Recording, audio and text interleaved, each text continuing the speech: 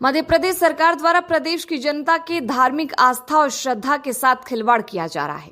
जो इंदौर जिले के गांव जैनी क्षेत्र में नर्मदा क्षिप्रा लिंक योजना के नाम पर की गई इस योजना को 29 नवंबर 2012 को कुल 115 किलोमीटर क्षेत्र में 432 करोड़ के शुरुआती बजट से शुरू किया गया और 6 फरवरी 2014 को इसका विधिवत उद्घाटन किया गया, जिसमें नर्मदा का पानी लाकर क्षिप्रा कुंड में मिलाकर नर्मदा क्षिप्रा संगम बताया गया, जिस पर अधिवक्ता प्रमोद द्विवेदी ने सरकार पर आरोप लगाया है कि नदियों का संगम प्राकृतिक होता है जो धार्मिक भावनाओं से जुड़ा होता है, लेकिन प्रदेश की सरकार जनता की धार्मिक भावना और आस्था के साथ खिलवाड़ कर रही है।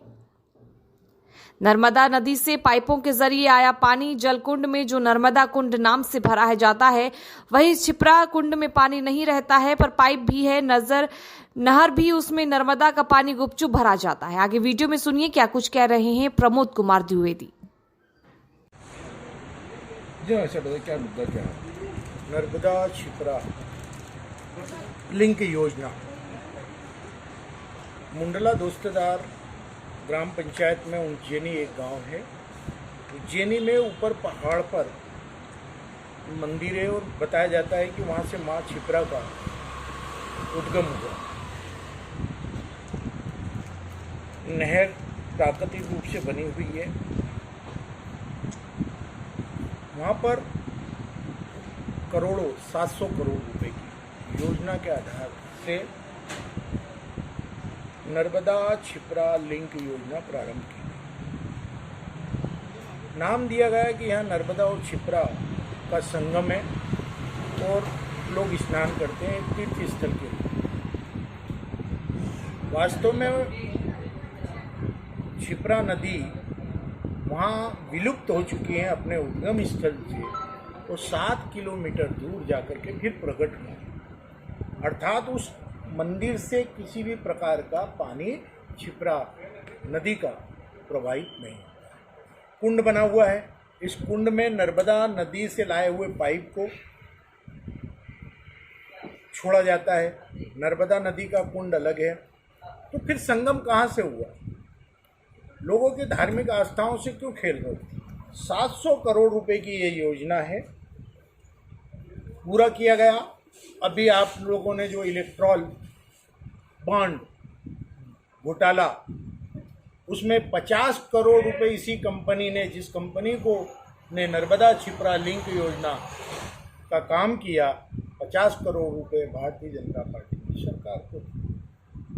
क्या आप लोगों को लगता है कि वो 700 करोड़ की योजना है?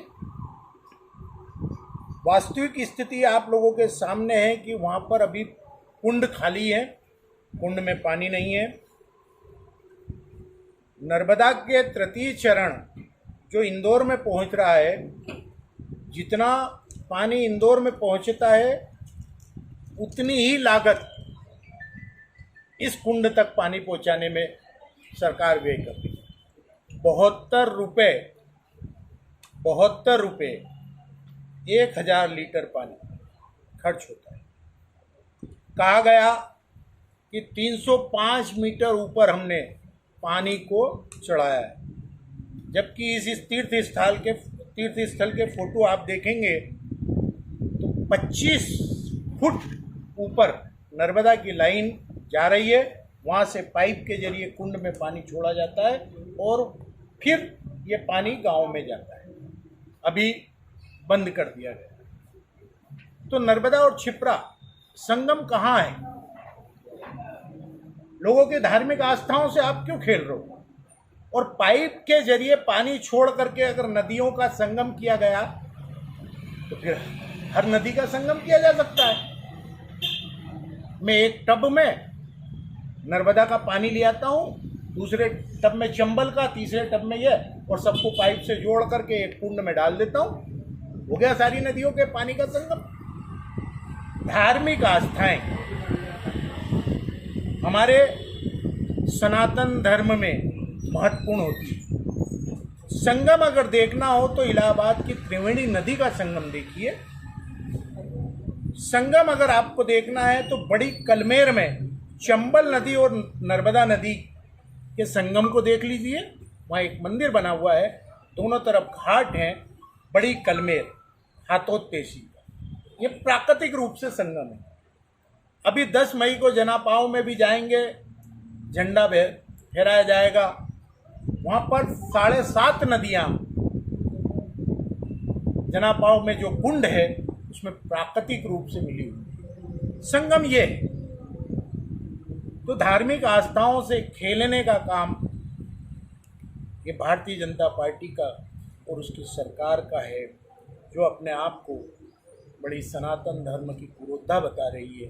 आप लोगों के सामने मैंने आज की स्थिति रख दी है कि दोनों कुंड खाली हैं, कुंड में पानी नहीं है और पंचकोशी यात्रा चल रही है।